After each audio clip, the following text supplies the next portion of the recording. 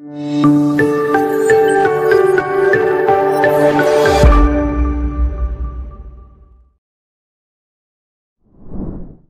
persilakan Pak Indra.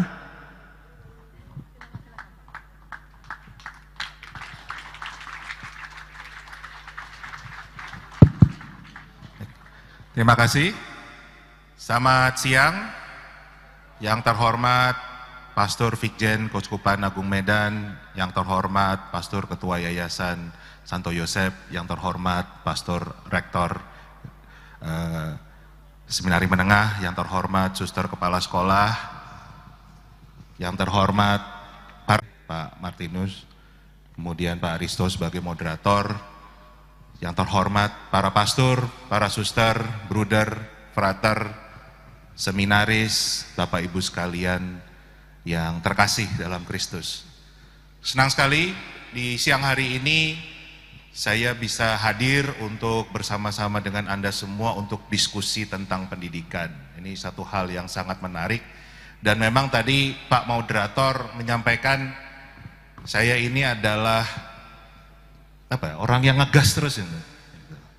Ngegas terhadap dunia pendidikan, bahkan sampai dinobatkan menjadi kadrun. Jadi saya ini termasuk kadrun varian Katolik. Jadi varian baru kan begitu.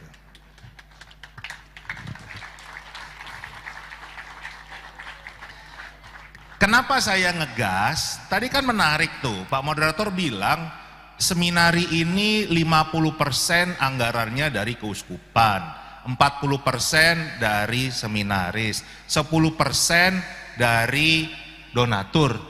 Terus yang dari pemerintah berapa persen? Anggaran pendidikan kita 600 triliun loh. Masa seminari dapat semiliar tiap tahun nggak bisa? Nah, ini mumpung ada eselon 1 Kemendikbud nih, harus sampaikan ke, ya kan? Masa dapat semiliar tiap tahun nggak bisa?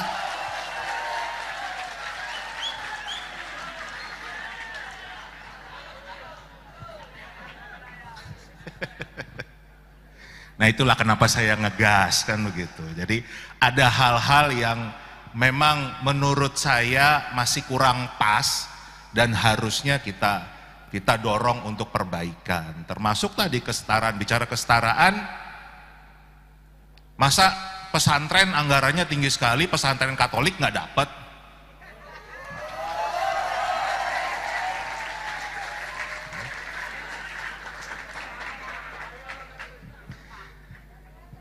Dan ini adalah kehadiran saya yang kedua. Dulu sebelum pandemi pernah diundang oleh Pastor Chris, nginap di sini satu malam, waktu itu bicara dengan MPK, dan bicara tentang seminari ini menarik ya. Tadi Pak Moderator mengatakan kalau di sini sekarang peminatnya dari kota, bukan lagi dari desa. Ya kan? Tapi saya di Jakarta justru malah anak-anak Jakarta itu nggak ada yang berminat masuk seminari. Bahkan anak saya sendiri yang cowok, yang paling kecil itu kalau saya tanya, kamu mau nggak masuk seminari? Kamu mau nggak jadi pastor? Dia mengatakan, jadi pastor itu pekerjaan yang paling membosankan.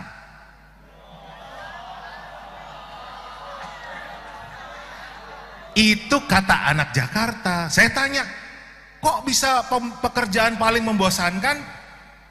Saya yang ikut misa aja bosen, apalagi dia yang tiap hari bikin misa terus.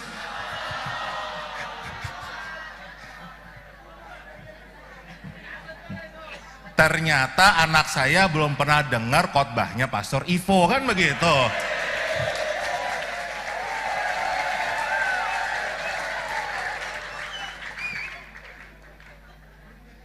Nah, jadi memang ternyata calon-calon pastor kita harus dididik public speaking nih pastor nih, ya kan?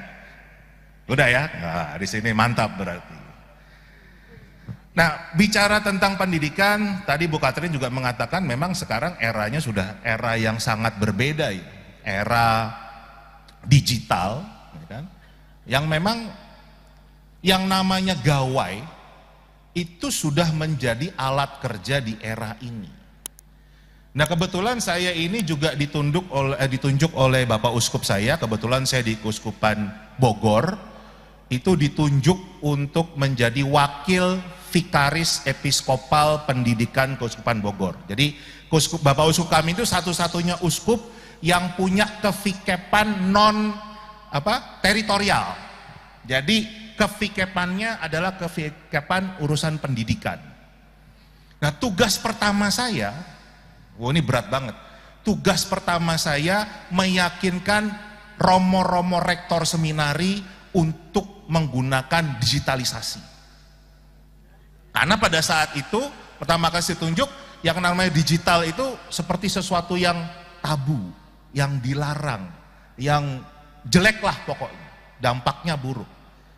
Wah, ini tugas berat juga. Saya berpikir gimana caranya meyakinkan romo-romo rektor ini kan gitu. Karena ya istilahnya paling sulit itu kan meyakinkan ahli Taurat kan gitu.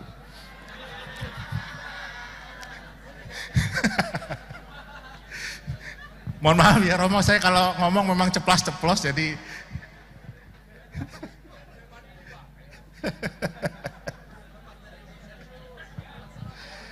nah, jadi waktu itu akhirnya saya ketemu. Saya waktu itu Bapak Uskup mengundang kami di sebuah seminari gitu, waktu itu di Cipanas. Kemudian kita diskusi, saya mulai melemparnya begini. Romo, benar nggak sih kita itu diutus untuk pergi ke seluruh dunia dan mewartakan Injil? Wah, namanya Romo Rektor tuh dipancing begitu, maunya ngomong 5 menit jadi 2 semester kan begitu. Wah, cerita panjang lebar sampai bicara misionaris dan begitu. Pertanyaan saya dapat nih, saya tanya, mewartakan Injil ke seluruh dunia berarti termasuk dunia maya ya Romo ya? Wah, itu wajah mulai berubah tuh. Ini Indra ini maksudnya apa nih ngomong begitu? Berarti sekarang ini justru karya-karya keuskupan, seminari itu harus banyak masuk bagaimana pewartaan di dunia maya. Kalau dulu mewartakan dari Belanda datang ke Indonesia, tapi sekarang seberapa banyak kita sudah mewartakan di dunia maya? Gimana kita mewartakan dunia maya kalau dunia mayanya malah dihalangi? Kan justrunya malah harus dibuka, harus dipelajari. Nah, itulah yang salah satu. Dan biasa ada perdebatan kan gitu. Wah, para seminaris ini kalau kita bebaskan, wah yang dibuka macem-macem. Malah mereka fokusnya ke urusan yang tidak ada hubungannya dengan pendidikan. Jadi baiknya gimana Romo? Harus kita larang. Saya terus ngomong, Romo, dulu manusia pertama dilarang Tuhan makan buah aja dilanggar juga.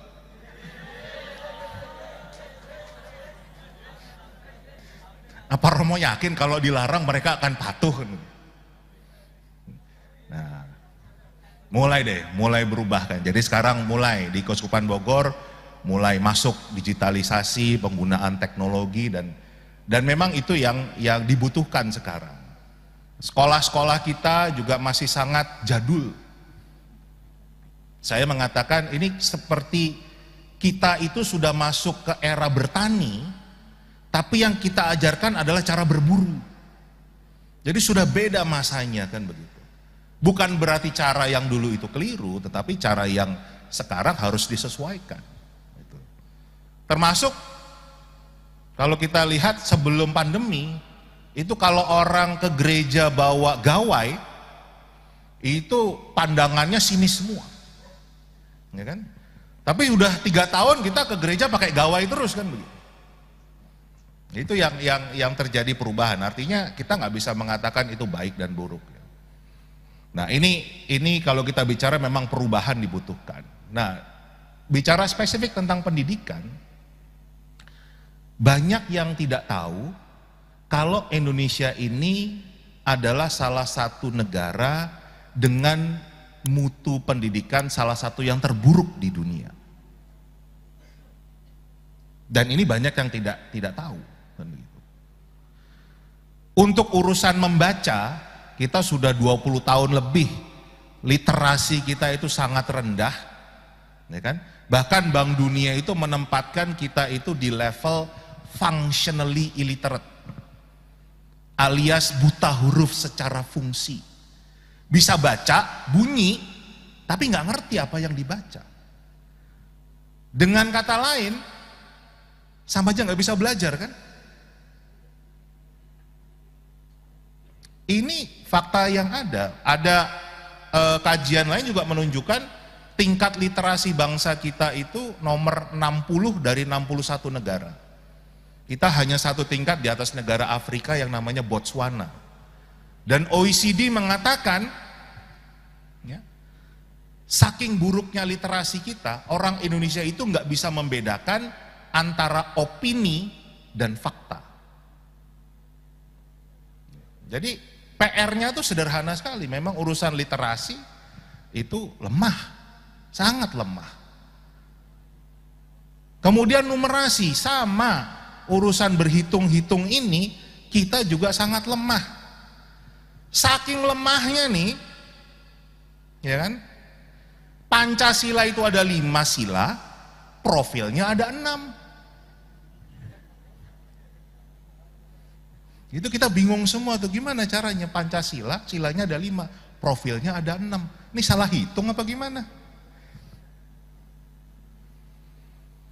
Nah, inilah kondisi nyata di bangsa kita, di negara kita yang memang butuh sekali perbaikan. Nah, ada sebuah lembaga kajian di Inggris namanya Center for Education Economics. Mereka pernah membuat kajian kenapa Indonesia selama berpuluh-puluh tahun ini tidak berkembang pendidikannya. Ini sudah kajian internasional ya. Mereka mengatakan ada 2 hal. Yang pertama, masalahnya adalah masyarakat Indonesia itu komplasen, alias nggak begitu peduli dengan pendidikan, merasa baik-baik saja. Bahkan kecenderungannya masyarakat Indonesia itu nggak pede untuk mendidik anaknya sendiri. Makanya masyarakat Indonesia lebih menyerahkan ke sekolah, menyerahkan ke pesantren, menyerahkan ke seminari, menyerahkan ke asrama. Tidak memiliki kepedean untuk mendidik anaknya sendiri. Pulang sekolah masih disuruh ikut bimbel, suruh ikut les, ya kan?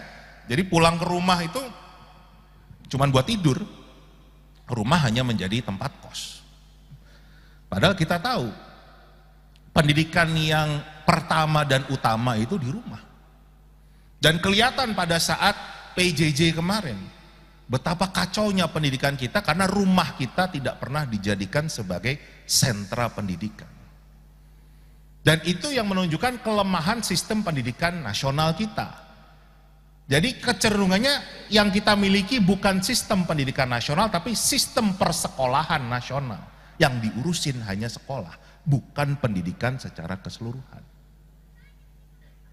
Jadi itu problem pertama, ya harusnya solusinya kita mulai banyak bagaimana mendorong masyarakat untuk menjadikan rumahnya sebagai sentra pendidikan. Rumah menjadi tempat belajar, itu yang harus didorong. Yang kedua, permasalahan yang muncul dari kondisi ini menurut Center for Education Economics adalah pemerintahnya, programnya itu disebutnya BAUWMM, Business as Usual with More Money. Jadi sebetulnya itu aja programnya, namanya digonta-ganti, uangnya ditambah terus. Contoh nih, ini mohon maaf ya Bu Katrin ya. Menteri yang sekarang punya sekolah penggerak tadi, ya kan? Menteri sebelumnya punya sekolah rujukan. Menteri sebelumnya punya rintisan sekolah bertaraf internasional. Menteri yang sebelumnya punya sekolah inti.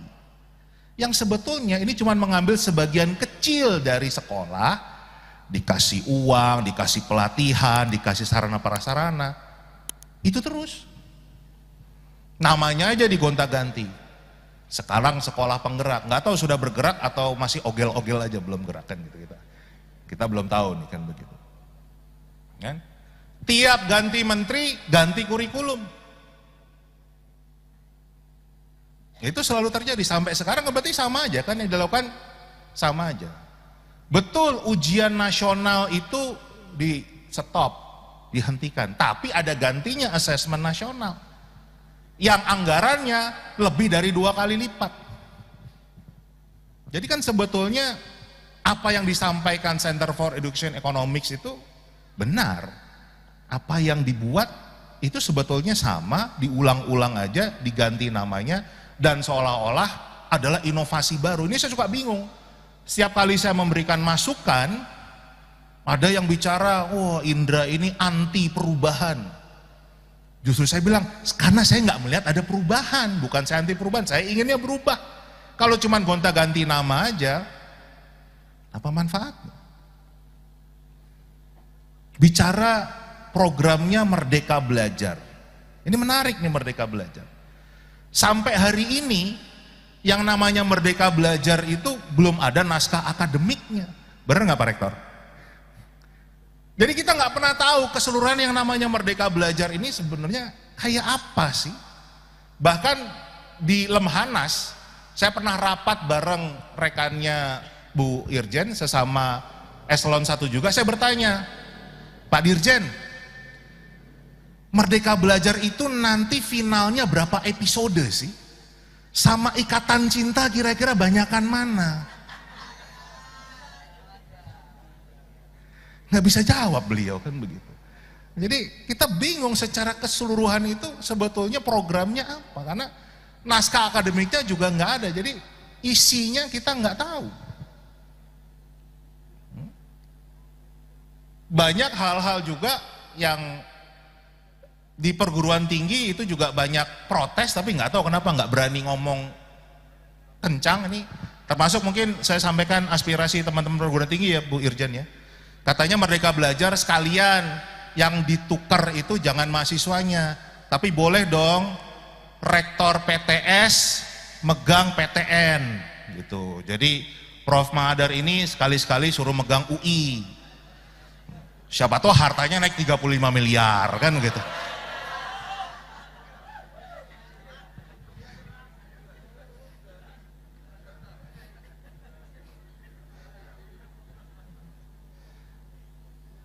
Nah, para pastor, suster, bruder, frater, bapak ibu sekalian yang terkasih, kita ingin punya sistem pendidikan yang betul-betul mencerdaskan kehidupan bangsa.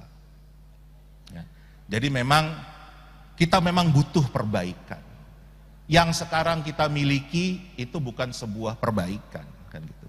Tapi hanya gonta-ganti nama, gonta-ganti baju. Dan itulah kami mendorong supaya bagaimana revisi Undang-Undang Sisdiknas ini betul-betul mewakili aspirasi seluruh masyarakat, seluruh lapisan dari berbagai suku, etnis, agama, semua masuk kita bahas di sini. Jadi nggak bisa RUU Sisdiknas itu hanya dibahas di Jakarta saja. Online pula, dikasih ngomong cuma 5 menit, ini ngomongin masa depan bangsa. Jadi bahkan saya bersama Pastor Ketua Komdik Keuskupan Agung Medan ingin mengundang Bu Katrin lagi nih 1 Oktober untuk bahas RUU Sisdiknas, mewakili masyarakat Sumatera Utara. Jadi mudah-mudahan itu bisa terjadi, mudah-mudahan Undang-Undang Sisdiknas ini nggak menjadi undang-undang Roro Jonggrang ya, yang tiba-tiba disahkan jam 2 pagi lagi. Kan kita udah punya undang-undang yang seperti itu. Terus dengan kalimat yang standar, kalau tidak setuju silahkan gugat ke Mahkamah Konstitusi. Kapan kita ngurus pendidikannya kalau kita sibuk dengan gugat-menggugat kan? Ini ngurusin pendidikan sudah besar sekali effortnya, ya kan? Nah inilah yang ya kami harapkan dukungan dari semua lapisan masyarakat Kita bukan ingin mencari siapa yang salah, mendiskreditkan satu pihak atau berapa pihak. Kita hanya ingin untuk bangsa ini menjadi bangsa yang cerdas. Karena kalau mau jujur, bangsa ini belum cerdas. Apa indikatornya? Kalau bangsa ini masih mudah diadu domba, berarti dari zaman Belanda dulu sampai hari ini belum berubah. Bentar lagi tahun politik kan, nanti muncul lagi nggak cebong kampret, cebong kadrun atau, ya kan? Berapa banyak kemarin ini suami istri yang cerai gara-gara pemilu? Berapa banyak saudara yang tidak lagi mau kenal satu sama lain, teman tetangga yang bermusuhan karena yang satunya cebong, satunya kampret. Ujung-ujungnya kabinetnya kabinet mencekam. Menteri cebong kampret ngumpul jadi satu. Kan? Ini kan salah satu indikator kalau bangsa ini masih belum cerdas sehingga masih bisa dimanfaatkan untuk kepentingan-kepentingan tertentu. Ayo kita cerdaskan bangsa ini secara nyata sehingga bangsa ini bisa maju dan tidak lemah, karena kelemahan kita adalah kita mudah diadu domba. Begitu dari saya, terima kasih. Mudah-mudahan bermanfaat diskusi kita hari ini. Saya kembalikan ke moderator.